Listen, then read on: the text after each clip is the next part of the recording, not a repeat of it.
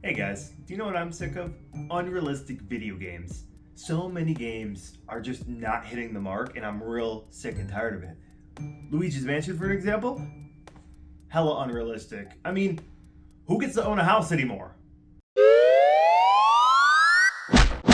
Mario! Welcome back, gamers. We got a spooky video for this month, Luigi's Mansion. A very solid follow-up to Resident Evil 2, taking the formula that game proceeded with it and took Mario's neglected brother out for a spin. Being straight up, this is one of my favorite childhood games for the Purple Cube, a game that I have revisited a multitude of times and find myself liking even after repeat playthroughs. As usual, I replayed this game recently on stream and am here to review this game now, and see how it holds up in the present and to look at it now with the multiple sequels and now even a remake under this franchise's belt. So let's go back to where Luigi Hello, got his Mario. identity, a wacky spin-off treated no more than a GameCube tech demo by some, to being a defining characteristic of the underrated Mario brother, and having said wacky spin-off turn into a dedicated franchise with loyal fans to boot. Well, strap on in, folks. Grab your ghost hunting gear, swallow your nerves, cause it's time. This is Luigi's Mansion 1, originally a launch title for the GameCube all the way back in 2001. Let's prepare to get sucked. Shit.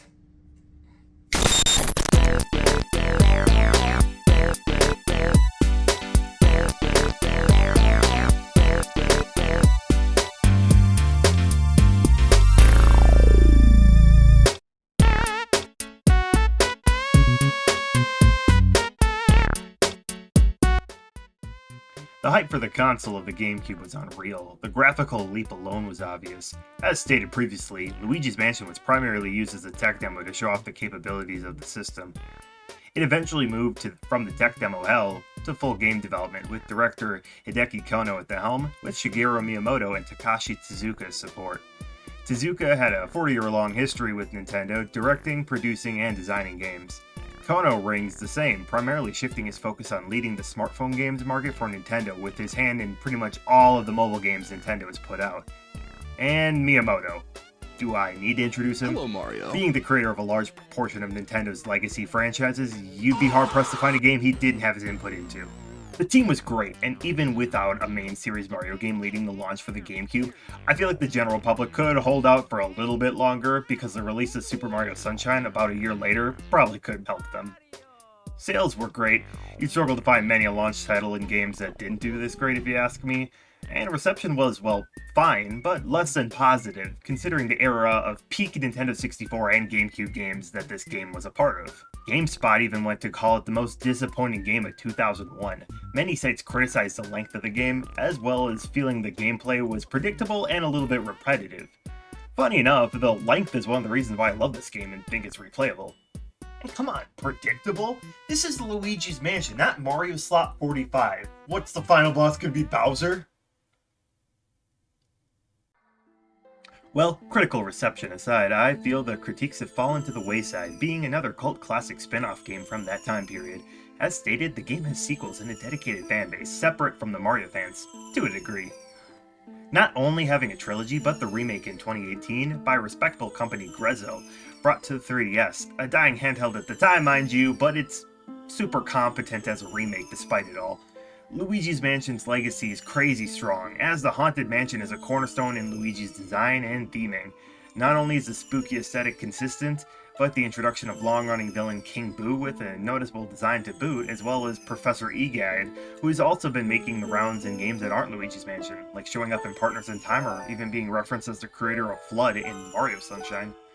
Speaking of the characters, the plot would probably be a neat transition, right?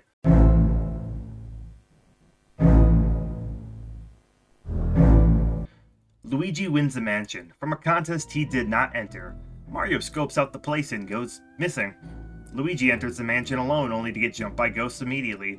Professor Egad somewhat comes to the rescue and informs Luigi about the current state of affairs. Egad is a ghost hunter / researcher and witnessed Mario entering the mansion alone, but hasn't seen him since. Egad, being probably too geriatric to continue, gives his vacuum cleaner dubbed the Poltergust 3000 to capture the ghost. Because not only ghosts haunting the place, a series of more capable ghosts were released and now inhabit the mansion to boot. We find out quickly that King Boo is the main antagonist responsible for capturing Mario, creating the mansion, as well as releasing all of the special ghosts Egad has spent his life contained in special portraits, now roaming free. Luigi is tricked into releasing the rest of the Boos, and now is tasked with returning the portrait ghosts, capturing the stray Boos, and saving Mario from the clutches of King Boo. Luckily, all three of these tasks are forced to be resolved, all in tandem. And really that's it. Luigi has to slowly unlock each of the several rooms and areas in the mansion. Usually the keys are locked away by several portrait ghosts who would prefer not to be stashed back into their paintings. There are little bits of lore with the other ghosts and their personalities, but I can get to that in a second. The gameplay loop, as stated, is seemingly different from Mario, and proves true in the actual gameplay. Luigi cannot jump, attack, or do anything of that sort. Initially equipped with the flashlight, he can turn off and on. He also has a button dedicated to examining objects by dry humping or screaming for his brother. I see you, Heavy Rain, taking inspiration by the best. With the Poltergust, Luigi can do ghost capturing by stunning a ghost with his flashlight and then sucking them up. A battle ensues where Luigi and said ghost tangle back and forth while the health slowly dwindles of the ghost. When battling, Luigi slides around and tries not to break the connection of the vacuum. It's fun and addictive struggle, especially if you get 2 or more ghosts in the crossfire. Just a satisfying feeling all around. Later, Luigi gets access to elemental attacks, fire, ice, and water, which honestly don't do a whole lot, but adds different ways to break the ghost guard and solve some puzzles. Aside from ghost fighting, Luigi uses his tools to solve each room's puzzle. Each room has some sort of secret in it, ghosts to fight, keys to find, and money to collect. Most rooms have copious amounts of money. Money doesn't really do anything in the game aside from getting a rank at the ending of the game, but it's still nice to do regardless. The short length of the game makes you want to try to collect as much cash and gems as possible. Some of the rooms are optional, and some ghosts, like the speedy spirits or the golden mice, net you a shit ton of money, as well as being hard to catch, usually having a small window of opportunity to collect. Miss them and you're done for that playthrough. The mansion is split up into 4 areas and the atmosphere is honestly unreal to me. While not being inherently creepy, the spooky theming, the way the music plays, Luigi humming the main theme, as well as the impeccable sound design give this game a fantastic charm. The mansion is honestly one of the best settings for a video game in the Nintendo lineup of games.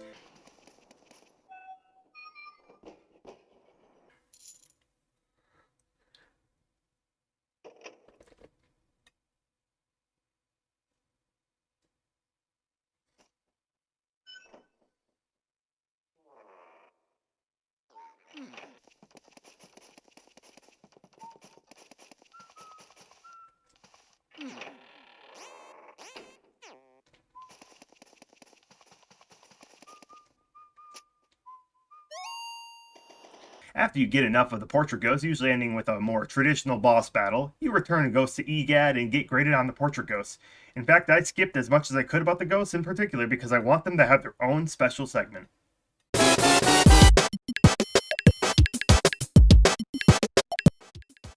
First, let's start with the portrait ghosts. There are 23 of these scenarios/encounters. Each ghost has their own unique design, personality, and way of fighting, and it's a puzzle to find the weakness.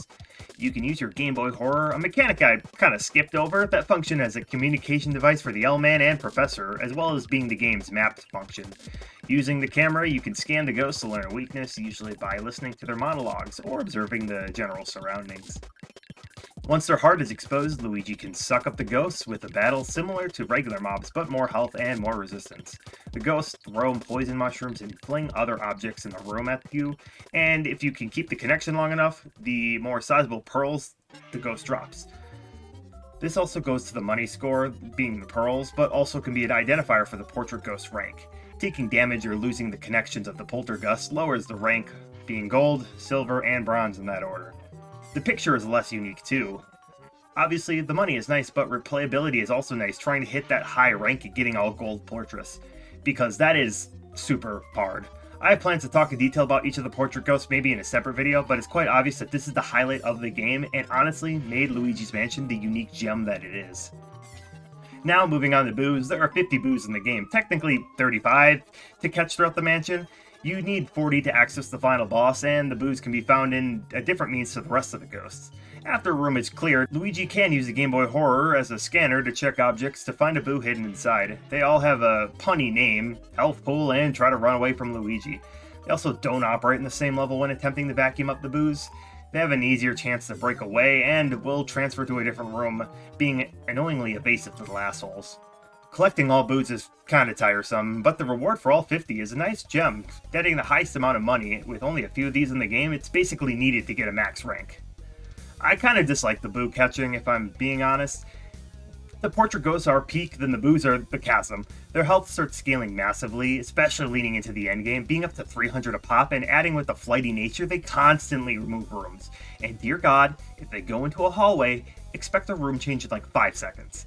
The constant moving between rooms gets tiresome, and sometimes the rooms they can go to can make you traverse halfway through the damn mansion. It is tiresome. Areas 3 and 4, having a lot of rooms in the attic, can kindly go to hell with this. Luckily, you can skip a majority of the high-level boos if that suits you. I don't hate the idea in practice. I do like it at first, but it does get repetitive more than any other aspect of the game, and I can see that criticism flow through only with this aspect.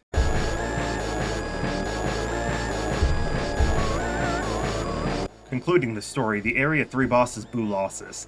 I guess you could assume it is King Boo's right-hand man. After the fight, the mansion gets struck by lightning, causing a mass blackout. The ghosts run rampant here and will not cease until fixed. It's honestly a pretty stressful time with them popping up and whatnot. In the OG version, the phone room here has a notorious texture glitch where it looks like Luigi's shadow was hanging when the lightning illuminates the room. Now, I believe this was concluded to simply be a texture glitch when it was Luigi's idle pose, but a little too high up as there wasn't a shadow for him holding the phone coded into the game. Once fixing the blackout though, Luigi captures the remaining portrait ghost and encounters the last Vincent van Gogh, a painter responsible for the basic ghost enemies we've seen throughout the game, where he constantly holds himself up in this studio, painting more ghosts and them coming to life. Defeating him drops the key to the altar where King Boo and Mario, who is stuck in a portrait, lie. The final fight is King Boo inside a Bowser suit, and defeating him captures the king, and Luigi brings all the ghosts back, as well as the portrait of Mario. EGAD returns the ghosts to their portrait form and releases Mario from his portrait jail, and the haunted house quells and disappears.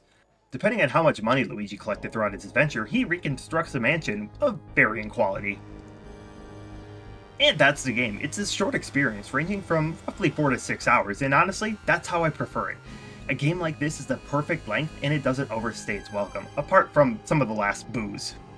This game is genuinely amazing, and the sequels, to me, still have not captured the heart that the original holds.